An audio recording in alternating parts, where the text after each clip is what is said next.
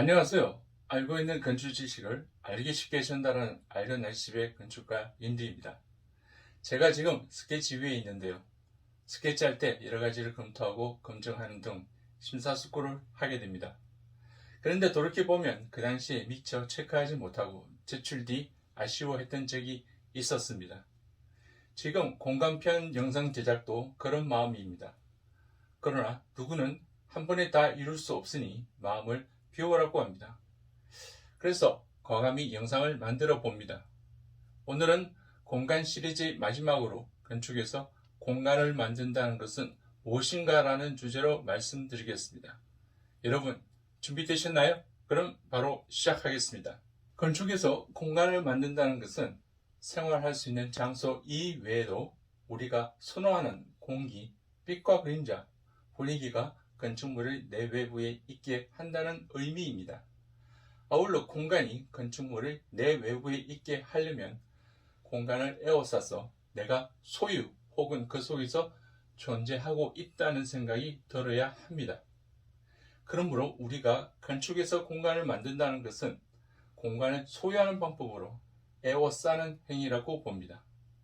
여기에서 에워싼다는 것은 벽이란 형태 그리고 벽을 세우는 메스라는 구조로 둘러싸인 실내 공간도 있지만 건축물 외부도 좋은 공기, 햇빛이 충분하고 청결한 분위기, 즉 선호한 공간으로 둘러싸게 만든다는 것입니다. 물론 공간을 소유한다고 하니 여러분께서는 현실적으로 재테크, 학군, 출퇴근 거리, 자기 과시 등이 최우선 요인이라고 생각할 수 있습니다. 맞습니다. 그러나 설명은 나중으로 밀겠습니다. 왜냐하면 공기, 빛과 그림자, 분위기, 생활장의 욕구는 인간의 생존 본능에 가깝고 변하지 않는 만인의 공통사항이기에 보편적인 것부터 설명드리는 것이 나은 선택이라고 생각하기 때문입니다. 좀 더 말씀드리고 싶은 것은 영상 진행하면서 보완하겠으니 이제부터는 공간, 형태, 매스의 역할과 상관관계, 그리고 공간을 에워싸는 두 가지의 방법, 형태 매스가 에워싸서 만든 공간과 공간으로 둘러싸인 형태나 매스에 대해서 말씀드리겠습니다. 공간, 형태, 매스의 역할과 상관관계는 지구 환경으로 풀어서 설명드리겠습니다. 다만 매스는 덩어리, 형태로 감싸진 본체, 구조 혹은 힘을 상징한다고 미리 말씀드리겠습니다. 여기 그림을 보십시오. 지표면의 도시 시가지를 형태로 대입하면 지구 내핵이 매스, 지구를 둘러싼 대기는 공간이 됩니다.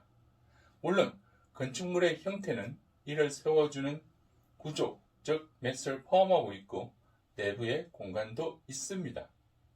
지구 내핵은 중력으로 지상의 건축물을 끌어당겨서 모든 건축물을 수직으로 세울 수 있기에 매스가 됩니다.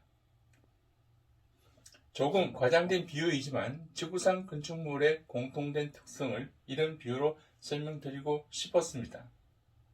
반대로 우주에서 집을 짓는다면 현재 가장 유사한 시설물이 국제우주정거장인데 아마 지상의 어떤 건물과도 다른 특성, 즉 무중력의 시설입니다.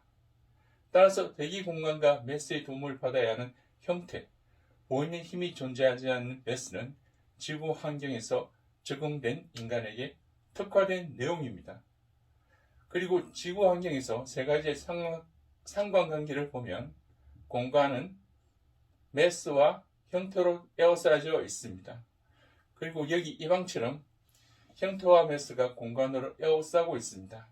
이 다음의 설명은 건축으로 공간을 만드는 방법의 특성 두 가지, 즉 형태와 매스로 공간을 에워싸는 방법과 공간으로 형태와 매스를 에워싸는 방법에 대한 것입니다.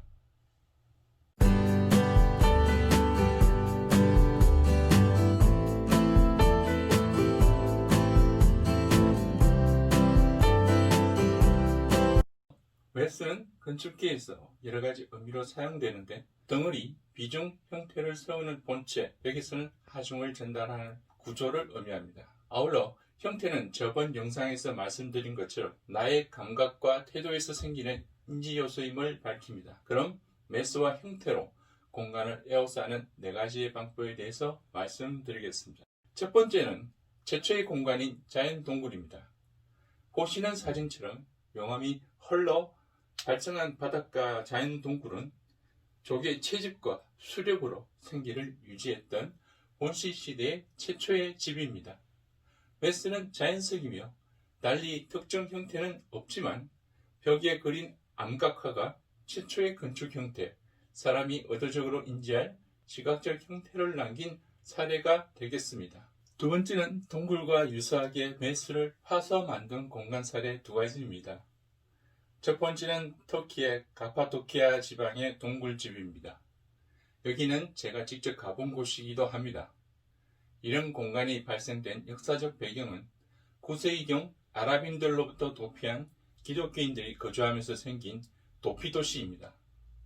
메스는 화산 먼지가 굳어져 형성된 응해암으로 직접 손으로도 깎을 수 있을 만큼 경도가 약하지만 암석 전체는 구조적으로 안정되어 있습니다.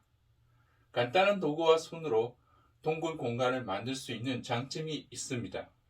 아울러 지하 8층까지 만든 지하 도시도 있는데 놀라운 것은 자연 환기 시스템이 잘 고려되어 있어 흔히 동굴의 습함과 산소 부족 발생도 없습니다. 다만 햇빛이 들어오지 않아서 최적의 거주 형태는 아니지만 장기 거주가 가능한 공간입니다. 두 번째 사례는 전에 언급한 사례가 있는 요르단의 페트라입니다. 여기에서 메스는 사암과 석회암으로 이루어져서 앞서 터키 사례보다는 훨씬 단단한 메스의 구조로 안정적입니다. 다만 페트라 왕족 무덤의 가상 단면도를 보시면 카파도키아처럼 지하 8층까지 공간을 조성한 것이 아니라 한 층에 무덤 공간만 고려되어 있어서 화려한 외관과는 달리 공간이 협소합니다. 페트라는 현재 전체 규모의 10%만 발굴된 상태라서 속단할 수 없지만 메스가 단단한 바위 구조라서 공간 확보가 어렵고 자연 환기와 채광이 안 되는 단점이 있습니다.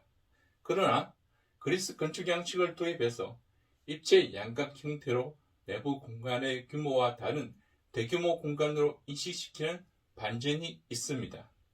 이런 방식은 현대 건축 설계에서도 종종 도입되기도 합니다.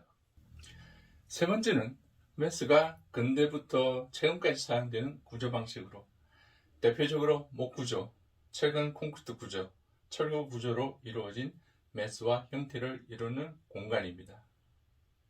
여기 사진처럼 공간의 규모는 메스 즉 구조가 주는 볼륨으로 한정됩니다. 사례처럼 철근 콘크리트 구조로 이루어진 내부 공간은 육면체의 공간으로 철골 구조물이 반원형 형태로 이루어지면 반원형 돔 공간으로 구성됩니다. 이것은 메스 자체가 기존보다 가벼워지고 전체 메스의 모양과 규모가 건축물의 형태와 공간으로 대체됩니다. 다만 약점은 메스가 공간 자체로 되다 보니 구조 역학적인 제약으로 공간의 규모나 성격, 형태를 능동적으로 변형을 할 수 없다는 단점입니다. 즉, 철거를 하고 다시 신축한다든지 아니면 부분 개조만 가능하다는 단점이 발생합니다. 그런데 말입니다. 네 번째로 소개할 공간은 세 번째의 경우와 다르게 메스의 공간이 있습니다. 메스 속의 공간을 활용한 건축 설계인데 기존의 아파트처럼 단위 공간 메스를 접점하는 개념, 벌집과 같은 균일한 격자 공간과는 다른 방식입니다. 여기 존 헤이드윅이 설계한 자이츠 모카 건물은 원래 1921년에 지어진 남아프리카의 곡식 창고로 길이가 57m나 되는 원통형 곡식 창고가 42개 있었습니다. 이곳을 현대미술관으로 개조하는 사업이었는데 건축가는 이 장소의 역사성을 존중하여 기존 창고를 활용한 설계안을 제시한 것입니다. 이 건물은 공간 있는 메스들이 다발로 모여서 건물의 구조적 안정성을 확보한 사례입니다. 이해를 돕기 위해 제가 빨대 모형으로 보여드리겠습니다. 본 건물처럼 세웠을 때 다발 효과로 휘기 어렵고 상부에 무거운 하중을 태워도 무너지지 않습니다. 그리고 실내 사진처럼 원통을 3차원 곡선으로 절삭함으로써 절삭면으로 형성된 공간과 기존 원통 속 공간이 더해져서 역동적인 공간을 창출할 수 있었습니다. 아울러 관찰자의 보는 각도와 위치에 따라 공간의 볼륨이 역동적으로 달라 보여 다양한 경관을 연출합니다. 다만 기존 곡물 창고를 개조하는 프로젝트였기에 사람이 활동 가능한 공간으로는 더 발전하지 못한 점이 있습니다. 그럼에도 불구하고 공간이 있는 매스를 이용한 건축 디자인은 좀 더 연구가 되어져야 한다고 생각합니다. 왜냐하면 다채로운 공간 볼륨이 가능함으로써 사회 변화에 따른 공간 수요를 최소 비용으로 개조하여 만들어 나갈 수 있기 때문입니다. 예를 들면 튜브 구조도 직각 쌓기보다는 공간이 보이게 쌓고 단위 크기도 5층 규모로 하여 적층하는 개념으로 건물을 만든다면 여기서 더 다양한 공간 연출이 가능하지 않겠습니까? 또한 그것이 건축에서 공간을 지속적으로 창조해야 하는 이유입니다. 그리고 욕망을 충족하는 공간도 추가 설명을 하자면 포스트 코로나와 저출산, 고령화로 인해 사회가 급격히 변화되고 있습니다. 이에 따라 밀도가 높은 대단지 아파트, 파락궁, 출퇴근 근거리 공간 선호, 이런 모든 것들이 인구 감소, 비대면 사회, 온라인 교육과 재택근무로 점점 매력을 잃어가게 될 것입니다. 그러므로 변화된 사회에 적합한 미래 공간은 기존 방식에서 탈피해야 나올 수 있습니다.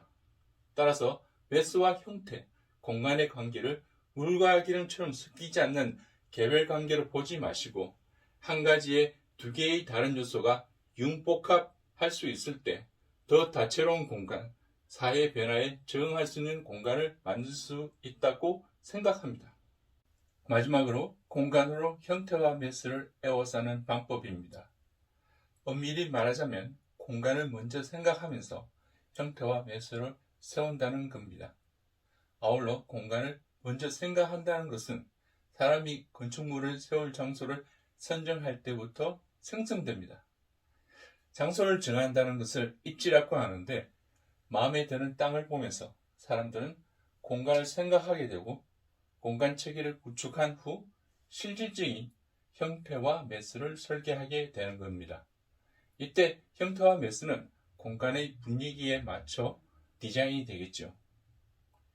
여기서 공간 체계 구축이란 사람들이 공간 속에서 체험하는 성격이나 특성에 따라 영역으로 구분하여 배치하는 것으로 아이디어를 정리하는 마인드맵과 같습니다. 왜냐하면 공간을 체계화하기 위해서는 보이지 않는 공간에 대한 생각을 표현해야 하는데 마인드맵처럼 원이나 구름 안에 작성함으로써 생각적 공간을 잡을 수 있기 때문입니다.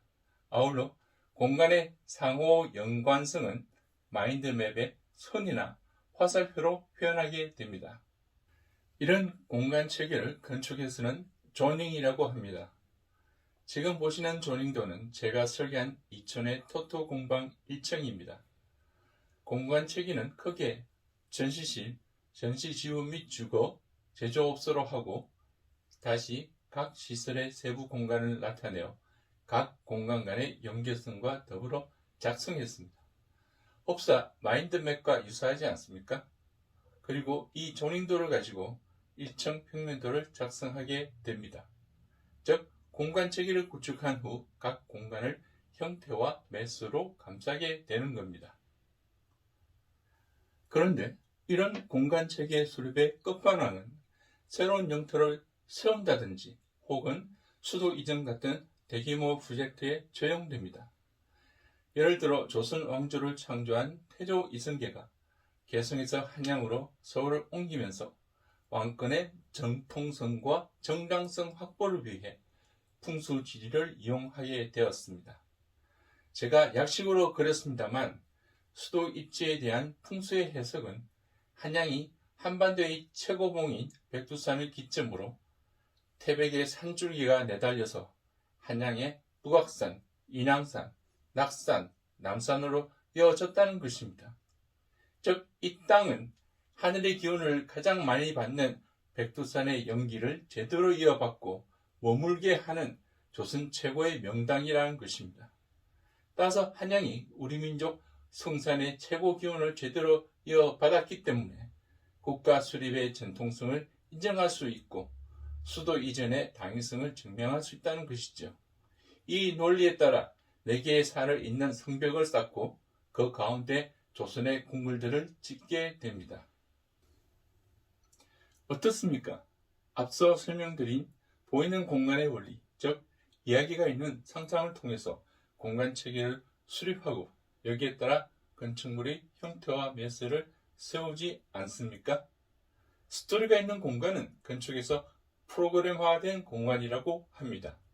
즉, 사용자의 요구와 욕망을 컴퓨터 프로그램처럼 정밀한 공간 체계를 구성하기 때문에 나중에 형태와 매스로 공간을 만들어도 별 문제 없이 사용할 수 있게 됩니다. 자, 오늘은 여기까지이며 요약하자면 형태와 매스 그리고 공간은 상호 불가분의 관계로 지구 환경에서는 매스가 구조 역할을, 형태는 인지 요소를 뜻한다고 말씀드렸습니다. 여기서 공간을 형태와 매스로 에워싸는 방법과 공간으로 형태와 매스를 에워싸는 방법 2가지가 있다고 말씀드렸습니다. 그러나 매스와 형태, 공간의 관계를 3분법으로 나누기보다는 3가지 조합으로 융복합할 수 있을 때 더 다채로운 공간을 만들 수 있다고 생각합니다. 그리고 공간 체계, 스토리를 만들 수 있을 때 우리가 사용한 목적에 맞는 건축의 공간이 형태와 매스로 감싸지게 됩니다. 아울러 사회적으로도 긍정적인 합의, 즉 이 공간은 우리에게 이로운 공간이다라는 암시를 줄 수 있습니다. 지금까지 공간편을 경청하여 주셔서 감사합니다. 아마 영상이 아닌 강연이나 별도 강의 실습으로 여러분을 만났다면 더 오래 성심성의껏 전달할 수 있겠지만 말하고 싶은 핵심 사항은 다 전달한 것 같습니다. 차기 순서로는 형태와 공간의 조직화이지만 현재로서는 개인 영상 제작의 한계, 수많은 사례나 스케치가 필요한데 제가 지적재산권의 침해가 우려될 것 같아서 시도를 못하는 중입니다. 그래서 바로 건축 동선으로 넘어가겠습니다. 그럼 다음 시간에 다시 만날 수 있기를 바라면서 이만 마치겠습니다. 여러분 구독과 좋아요를 부탁드립니다. 안녕.